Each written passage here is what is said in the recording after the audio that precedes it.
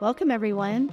My guest today is Managing Editor James Kleimann to talk about all the news that happened at the MBA Secondary conference this week, from the VA to the CFPB, credit scores, and that Freddie proposal on buying certain closed-end second mortgage loans. James, welcome back to the podcast. Hey, good to be back. Great to have you back. You and I got to spend some time together in New York City at the Mortgage Bankers Association Secondary Conference, along with Flavia Furlan-Nunez, our senior reporter, and lots of other people we know in the industry. But it was great to see you in person and also get to go to some of those sessions together. And the parties, you forgot about the parties. And the parties, although you're much more of, you stay out way later than I do. Let's just say that. I'm used to a different schedule now that I have little kids. So I have the endurance to stay up till midnight nowadays. Oh, that's good. Yeah, no, that's really good. I think it was a really successful conference. It was a really interesting conference. From our perspective, lots of news from that conference. There was a ton of news. The CFPB had some news, maybe not like proper news per se, but certainly whenever the CFPB spends 15 minutes speaking about specific companies, specific areas that they feel need either more regulation or enforcement, you have to take notice. It's as good as you're going to get. The CFPB doesn't typically get up and say, hey, we're gonna be filing charges against this company, or we're gonna file a lawsuit against this one or that one. And so, what they want to talk about is usually a signal for how they're going to behave. And of course, massive news from the VA, and the GSEs also were present at the conference. And I thought it was a really interesting conference. One, very few ties. We're seeing just less formal wear. I mean, look, I wanted to start with the most important stuff, Sarah. Less formal wear. Yes. I only counted like 9 or 10 ties on the first day. At least I stopped counting after Monday. But starting to get a little bit more business casual at MBA Secondary, which has historically been a lot more of a formal event. And I thought that was pretty interesting. And just like, I felt like there was a lot more enthusiasm and optimism at this conference than I have seen in the past. Certainly better than last year when this conference took place, and it was like, oof, it was brutal. There were a lot of pretty unhappy people who were not feeling good about the market, and for good reason. The market has not been great, obviously, for the last year. But certainly, I think my takeaway for a lot of the primary mortgage originators out there is, although we just got news that in Q1, the average retail IMB lost about $640-ish per loan, I have it on pretty good authority that they might actually come out ahead in Q2 when those numbers come out. So I think we're looking at much better times in the industry than we've seen in probably about 2 years. And you could kind of feel that in the crowd as well. I think you could. I think there's also this, as you talk to people, they're like, they don't want to talk about the things that are maybe holding them back. They want to talk about the things that are, that they're, seeing success with. Obviously, it's also the people who are there are doing well enough to pay the fee to be there and, could take the time off. So it is a selection process. But like you said, last year it did not feel that way. So really encouraging to be there. And just get the zeitgeist of what people are feeling. Let's dive in a little bit on the news, because that VA announcement, I think, is probably the biggest thing, right? So we've had this VA situation ever since we had the commission lawsuits settled, that it was like, what are they supposed to do? What are VA buyers supposed to do? So tell us what the VA announced at MBA Secondary. The VA announced that they would be issuing a circular, which is just government jargon for basically written policy, right? Like it's sort of it's ahead of or in conjunction with a rulemaking process, a more formal rulemaking process, because the VA has this very specific prohibition. It is a ban on a VA buyer using the money to pay their real estate agent. And so it puts them at a big disadvantage if in August, as we expect, the paradigm is going to shift and it won't be sort of the de facto format in deals in which the seller is going to pay the buy-side agent in nearly every transaction.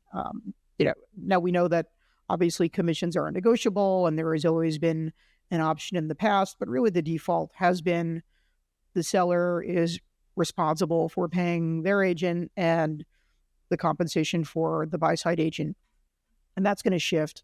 That's going to change. And so if you're a VA buyer and you are not allowed to use a zero down loan to, you just don't have the money, right? Like you're already in a lot of cases dealing with the stigma of agents and sellers who say VA is too difficult. It doesn't always appraise right. They're going to require that I do all kinds of stuff that I don't think is necessary for a home. And if you look at the marketplace right now, there are a lot of fixer-uppers that are out there in the market right now. And if you're in the VA, you already struggle in a lot of cases because there are, certain levels of kind of quality standard. You can't have, railings. You can't have certain, issues. You can't have like termite damage.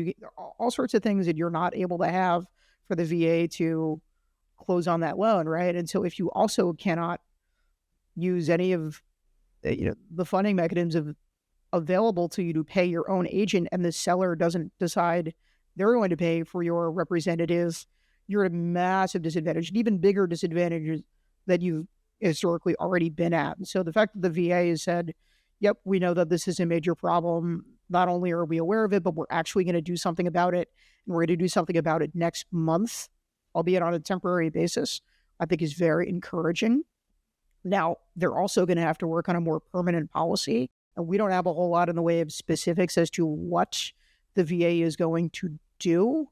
Obviously they have a lot of different options available to them. And I think politically speaking, nobody wants to be out there saying, you know what, the rules are the rules. So the VA borrower is just going to have to get, stuck with a bad deal. And that's just going to be too bad. So I kind of always felt like this was going to happen in some way. I'm very pleased to hear that it's going to happen before August. Now, we're still going to have to figure out if there are, nuances with what the circular says, and if there are workarounds or if there are other problems. Often government, releases new products or new guidance, and it contains unforeseen problems, unintended effects that they never anticipated because maybe they don't have enough familiarity in the marketplace to know that it's going to affect XYZ, right? But I think all in all, very positive. Everyone I spoke to said, oh, thank God, like we've been so worried about this. And especially if you're a real estate agent, you're working with borrowers who are uncertain, like it means they don't know what kind of house they can get. It means, it affects so many other things in the process. I think we were, this is something we've all been wondering about. And one of the biggest problems from my perspective with the commission lawsuit settlements, it just seemed like the people involved did not understand what the effects would be, or didn't care, right? But I think surely, they understood. Yeah, right. Surely the VA cared, and so it's good to know that they're working on a bridge for this. But the sooner the better, and more certainty is better for veterans and for lenders. They want to be able to do those loans. It's kind of like, everybody's kind of like, I don't know what to do. So that was a big piece, and we've seen a huge interest in that since we published that story. And then I think the next biggest one is really you wrote two stories from the CFPB's Chopra's session, and it wasn't a very long session, but he was very pointed about several items. So let's go through those. This was great. I love this. This was must-see TV. And, typically people don't write about, secondary mortgage conferences as having a lot of spice or drama, but this one definitely did. And first of all, you have kind of the semi-adversarial, relationship between the MBA and the CFPB. On many occasions, Bob Rokesmith, the head of the MBA, has gotten up and gone on stage and said, we think that what the CFPB is doing is really misguided and is harming our constituents and is harming our, the consumers of America, and they don't really understand what a junk fee is, et cetera. And all this regulation is strangling our industry. And I think in his opening speech, Bob on Monday said it like regulatory knots, right? That the government is doing everything it can to make actually operating a business so darn hard that you can't make any money, and you'll have to explore alternatives, which is bankruptcy or a sale, right? And so that's certainly no bueno. And so that's kind of like the starting place. And then Rohit Chopra, the head of the CFPB, gets on stage a couple hours later, and there are a lot of things he could have said. I think it's really interesting and smart that he decided to go after the credit reporting agencies and FICO.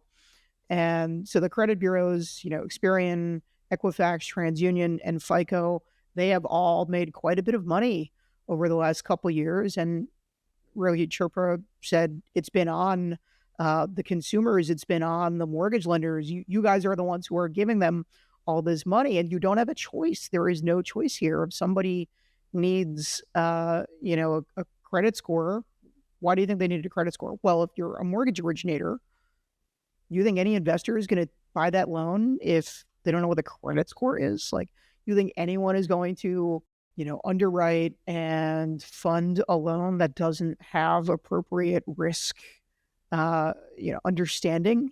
Like, no, of course not. And who are you going to go with? Well, you don't have a lot of options, right? So the consumer has basically no options, right? And if you're a mortgage lender, you have very few options. And all the while, the pricing has gotten quite a bit more expensive over the last couple of years. Now, a lot of the constituents of the MBA have been very unhappy and very vocal about these price increases, and they're effectively captive, right? Like, what are you going to do about it? You just have to pay up. And so if it's, let's say 2 borrowers on a mortgage, you do it twice, right? If they need to get multiple, you're going to do it on the front end, you're going to do it on the back end, you're going to need a credit score, you could be doing this 6 to 12 times, pulling credit or pulling scores, and it's death by 1,000 cuts in some cases. And we're talking about like companies that are already losing money, right? Like mortgage lenders, for the most part, have not been in a great spot over the last couple of years, but FICO is making hand over fist, right? These other companies are doing very well, and they think that these are appropriate fees and that they have historically not been raising the rates all that much. And there is going to be a new series of changes related to the FHFA over the next couple of years with 10T and, Vantage Score and all that. But get the going while the going's hot, right? And so they're making their money while they can. And the consumer, in Rohit Chopra's estimation, is the one paying, and it's a monopoly, and it's like a quasi utility of sorts. And so he talks quite a bit about what they can do about it, and the fact that the CFPB has quite a few powers, and that these companies are not able to just raise the fees to whatever they want to raise. It has to be what is considered appropriate. Now, who determines what is appropriate, what that standard should be? Should a poll be $15? Should it be $25? Should it be more than that, right? Like, that's really, I think, where we get into just the big question, right? Like, what should they be afforded? They are providing a service. They are doing some, valuable work here. But Chopra also points out that in some cases they have these, rapid polls where, somebody needs a report, a credit report done very quickly. And so these companies, the credit reporting agencies, will be charging, even more money because there was an inaccuracy on the first one. And so they're making money on the inaccuracies. It would be like if I wrote a story that was full of errors and somebody called me and complained, and I said, hey, I'll fix all those errors for you immediately, but you're going to have to pay me $75 to do it. Like, that doesn't seem fair at all, does it? I think that's outrageous as a consumer. No, and I think that was really interesting. So first, to your first point, that's what he chose to talk about. So I've been in the audience, been at HousingWire for 10 and a half years, been in the audience before when Chopra's predecessor took the people in the audience to task. I mean, all of them, servicers, lenders, whatever, going after him. So this, yes, FICO was in the audience, but on this, he found common ground with the lenders and most of the people in the audience, right? Sort of. And yeah. And I think on this particular point, the other thing is that just the rapid increase in fees for no apparent reason. It's not like they were all of a sudden they're offering something more than they were before. The very same thing is costing you 400% more. to your point, doesn't seem like there's, anything there except just like, oh, we can make more money. And he did specifically point out that, if there's errors, then uh, paying to fix it costs you even more. So I thought that's not something I had thought about before. Yeah, I mean, I wasn't aware of that part of it, which is pretty interesting. But he also pointed out some really interesting numbers. Single credit reports are now $18 to $30 for an individual, $24 to $40 joint, 60, I guess it was between 40 and 60 for a tri-merge from the resellers. And so, Equifax, Experian, and TransUnion are setting a wholesale price, but it's implemented as a fee, and it's the lenders who have to figure out a way to recoup the fee. And so that gets baked into the rate, or it gets baked into an origination fee. And it's not like the lender has much of a choice about this. And as they pointed out, our investors, like the other government agencies that have regulated this industry, have said this is what we need to be able to get these loans purchased. Like, it almost seems like you're punishing us for just following the rules, right? But of course, it does get a little bit, I don't know how to describe it. Actually, it's kind of like a funny and awkward conversation, because Rohit Chopra points out toward the end of the speech, he's on stage with Bob Brooksmith, and they're talking about, what is a junk fee, what is not a junk fee. And, Rohit Chopra's position is essentially, if the consumer has no control over it, no choice, and it's a product they don't even want but have to pay for, we consider that a junk fee. And if you're a part of that assembly line that is, rubber stamping it, enforcing it, and requiring it, then we take issue with that. And Bob Brooksmith gets up there and he's basically like, well, we got to change the rules. Like, you got to make this more fair, because this is not something we can do. And Rohit Chopra basically gets up and says, you need to be stronger with them. You need to, stand your ground. You need to tell them that these are not appropriate fees, that the costs for services provided are not in line, and you have to stand on your own 2 feet here. And then he points out, like, that the session is sponsored by FICO. That was a wild moment right there. I just have to say. But I think it's really telling. It's really interesting, because you have the MBA, which a lot of its members, not all of its members, but a lot of its members feel very strongly that, Experian, Equifax, TransUnion, FICO have absolutely made it more difficult for them. They haven't provided a better service, that it's price gouging, and there's nothing they can do about it. And they're very frustrated, very upset about this. But also the MBA is in a position where it's like, well, they're a sponsor, they're supporting the industry, they're a key component of the industry. We don't like everything all of our members do.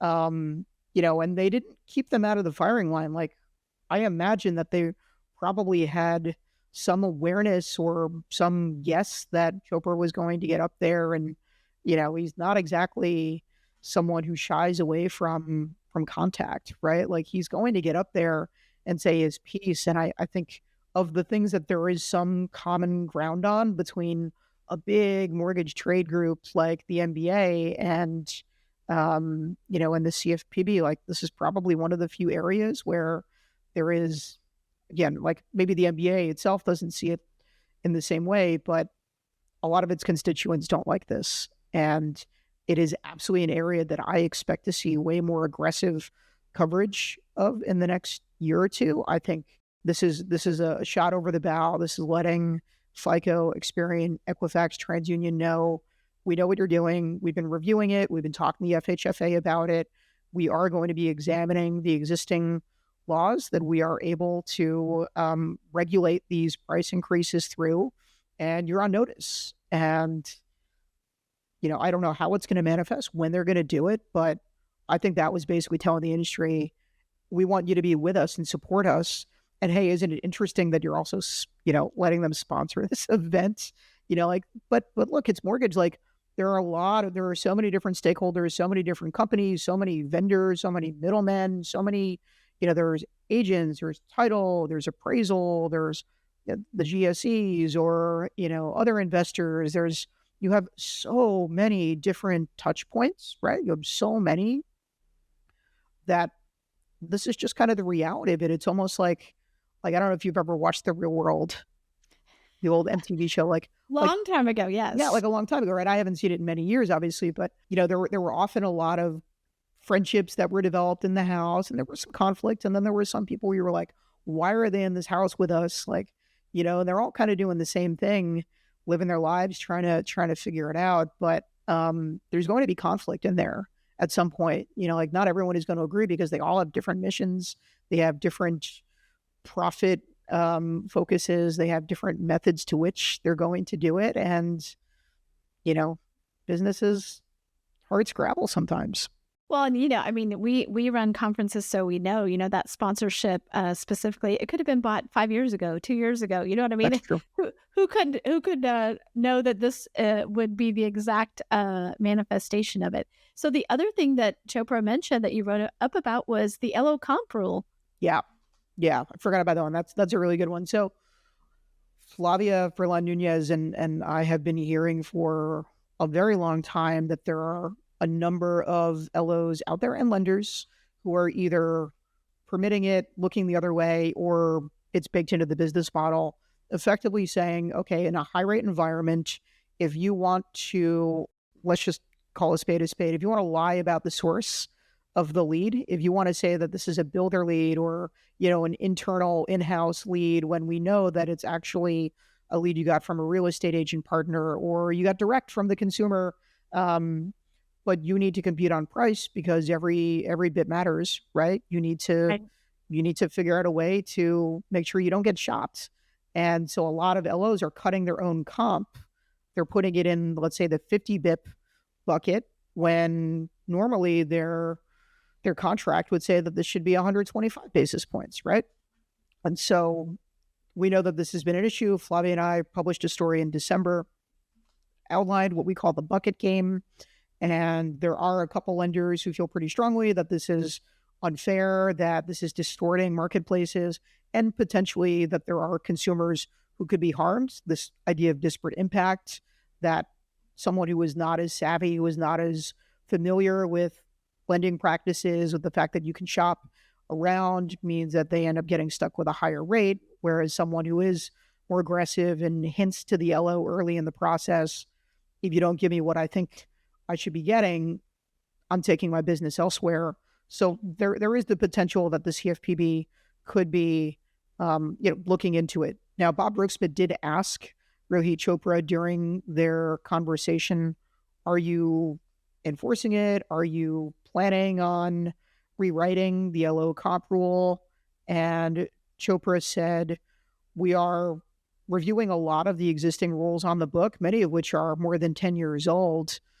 This one in specific has not been on our list, but I'm open to it. If the industry feels that we do need to rewrite the LO comp rules because they were really written for a different time, they were written with very different market conditions in mind. I know a lot of people in the industry who say, actually, LO comp is too high industry-wide, and as a business, as an industry, we should be standardizing it. We should be changing the range of compensation so that you don't have more than half of your lenders right now not making money in really any environment, right? So there is, I think, broad recognition that the LO comp rules don't really apply to the market conditions that we're seeing, but we don't have unanimity on what they should look like.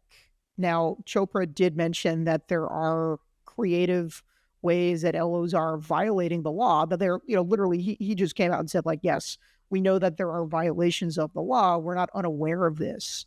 But we're looking for the MBA to tell us, hey, should we maybe have more regulation in some areas, new rules perhaps, or should we just be enforcing the ones that we have on the book in other areas? And we're looking for you to tell us where you think that line is. But I can tell you, having reported on this issue for quite some time now, Sarah, there isn't a lot of overt enforcement. This has not been a priority of the CFPB, and they have a lot of lawyers. They are aware of these issues. We know that they do a lot of audits. We know that they look at this occasionally. I have heard from a couple people that some lenders have received warnings from the agency to clean up some of these practices. But enforcement actions we really haven't seen much of. And I think that kind of matches with what Chopra said during the speech, which is we're looking for a little more guidance from the industry on this. Boy, that was, I thought that was really interesting where he's like, yeah, I hear about it constantly. I mean, he's Yeah. like, it's not like we don't know this is going on or we don't see it. Maybe someone at a Washington dinner party read our story and Yeah. got his ear over some canapes.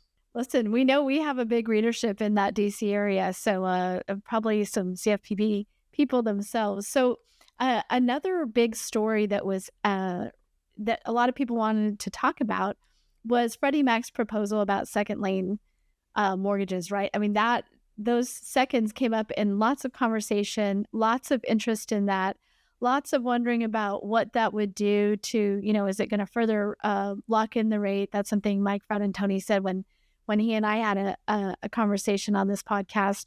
So I think that was a big thing. Of course, we didn't get a lot of, there wasn't any more clarification on that during the conference. Well, you have to keep in mind, so the comment period just ended, and I've done a lot of reporting on this as well over the last couple of weeks, and I feel very confident in saying that this will come to pass, that Freddie's going to start it up, Fannie's going to be behind them pretty shortly thereafter.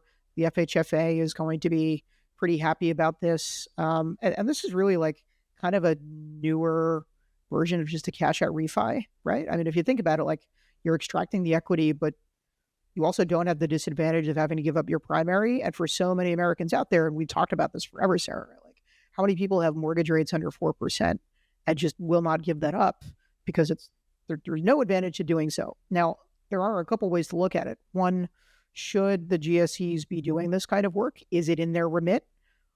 You have some who say no, that there's already enough liquidity in this market. You don't need them getting into kind of, HELOCs, HELOans, closed-end seconds. That's just not something they need to be doing. On the other hand, they're already doing second homes. They're already doing investor properties. They're already doing multifamily. Like they're doing all kinds of investment-ish loans. If you create a standardization on this, I mean, we could be talking about like 7-8%, HELOCs and HELOans coming from pretty reliable, solid lenders out there. And that would be a huge advantage for a lot of homeowners who don't want to go through the process right now of looking at much more expensive debt. And, and it's a lot more of a hassle, and it's a hassle for the lenders too, which is one of the reasons why this has primarily been a bank and credit union product, right? Like of the big IMBs out there, maybe Rocket and a couple others are even have like pretty established, pretty robust programs for these types of products. And so if you open this up to the IMBs, I think that could be potentially a game changer. We don't really know. We haven't seen the details yet, but certainly it's going to open up a whole new world.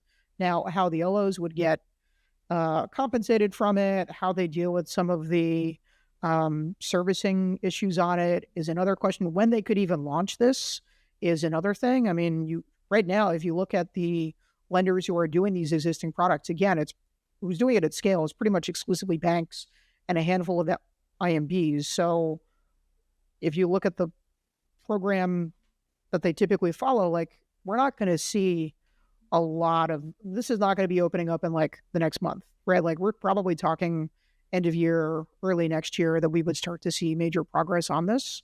But I certainly think that this is a huge change for the industry.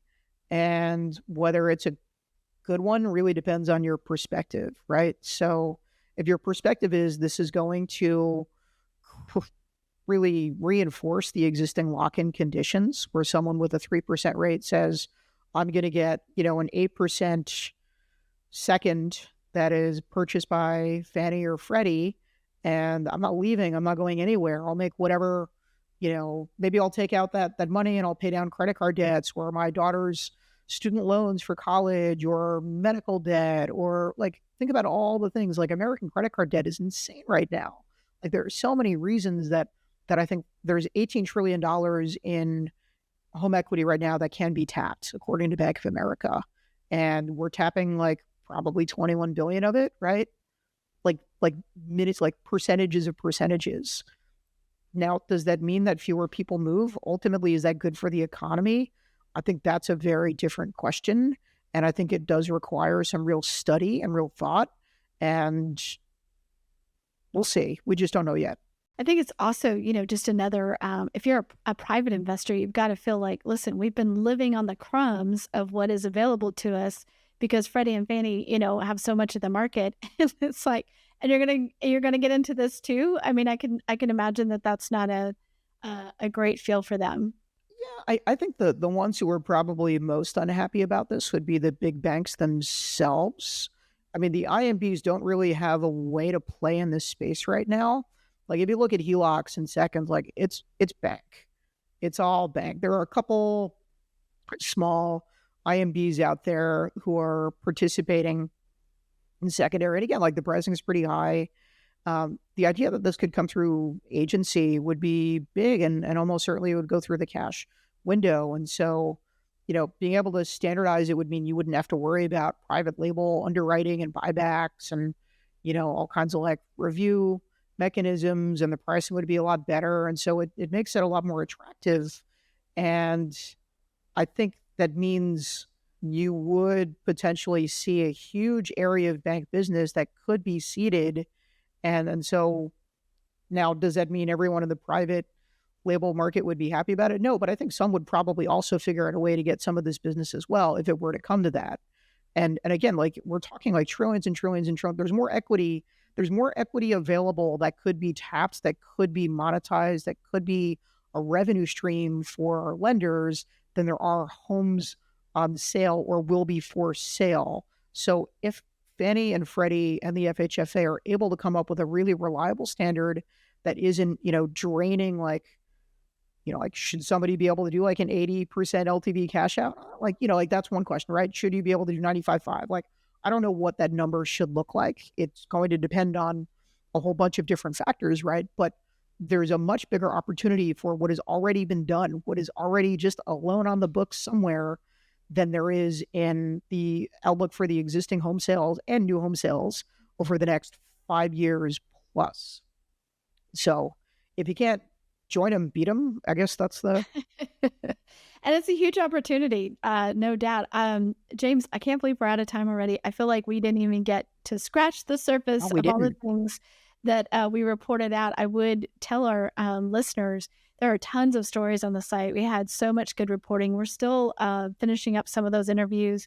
Flavia just published one today with her conversation with Adrian Todman, the acting secretary at HUD. That was a great conversation. There's so much there. So go look for it. Also, look for more coverage on these really important issues. It's not going away. James and his newsroom keep a close watch on it. So, James, thanks for being here, and thanks for a great time at MBA Secondary. Appreciate it. Thanks, Sarah.